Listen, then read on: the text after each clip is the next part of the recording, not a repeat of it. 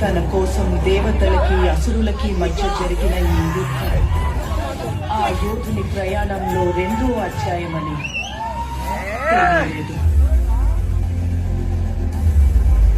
తప్పుకో విశాసురా, బాహుబలికి శిక్ష తప్పదు.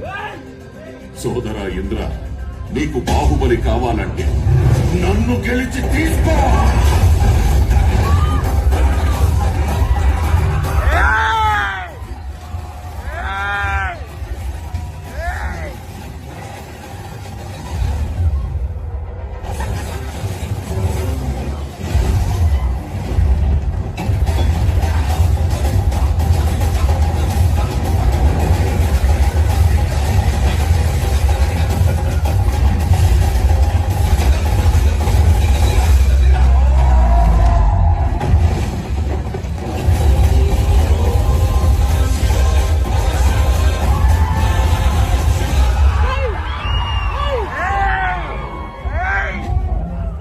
బాహుబలిని ఎవరు కాపాడతారు ఇప్పుడు?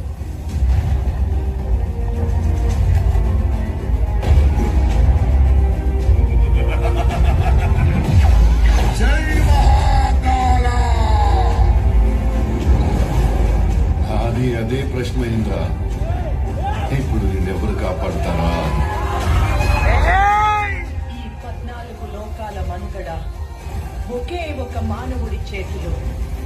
ఆ శక్తి పేరే బాహుబలి.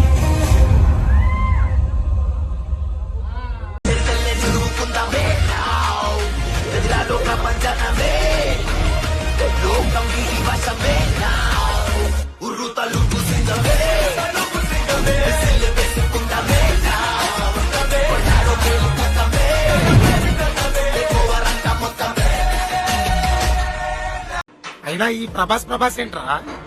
ఏముందిరా ప్రభాస్ లో? ఏముందా? ఆ 6 ఫీట్ కట్అవుట్ లో ఏమేముందో మేము ఇప్పుడు చెప్తాం. హార్డ్ డిస్క్ లో స్పేస్ ఉంటే సేవ్ చేసుకో, లేదా పేపర్ పైన రాసుకుని పాకెట్ లో పెట్టుకో. అదొక మధ్య తరగతి కుటుంబం. కుటుంబం అంతా కలిసి చాలా సంతోషంగా బతుకుతున్నారు. ఆ కుటుంబ ప్రస్థానం మొదలైనప్పటి నుంచి వైభవంగానే ఉండేది. గొప్ప గొప్ప వాళ్ళని సమాజానికి అందించిన ఘనత ఉంది ఆ కుటుంబానికి. అంతా బాగుంది, కానీ ఏదో వెలితి. ఆ కుటుంబానికి దక్కాల్సిన గౌరవం దక్కట్లేదు. అప్పుడొచ్చాడు ఆ కుటుంబంలోకి ఒక్కడు. ఆ గౌరవాన్ని ఒక్క అడుగుతో తెచ్చాడు. గుణంలో రాముడికి తమ్ముడు లాంటివాడు, దానంలో కర్ణుడికి అన్నయ్య లాంటివాడు, కాదనలేని వ్యక్తిత్వం, లేదనలేని మనస్తత్వం. కాస్త గుర్తింపు దొరికితే చాలు అనుకున్న కుటుంబానికి గుర్తింపు కార్డయ్యాడు. దానికోసం 5 సంవత్సరాల కాలం పెట్టుబడి పెట్టాడు. పడ్డాడు, లేచాడు, నవ్వాడు, ఏడ్చాడు. మా కాలర్ మాత్రం కింద దిగలేదు. ఎంత ఎత్తుకి ఎదిగినా ఎగరడు. ఎంత కిందకి పడినా ఒరగడు. ఆ కుటుంబాన్ని అందరూ ఒకవైపు మోస్తుంటే ఆడొక్కడే ఒకవైపు మోస్తున్నాడు. ఆడు అడుగు పెట్టనంత వరకు వాడి మీద ఏ రికార్డు లేదు. వాడు అడుగు పెట్టాక ఏ రికార్డు మిగలేదు. ఆ కుటుంబం పేరు టాలీవుడ్ ఇండస్ట్రీ.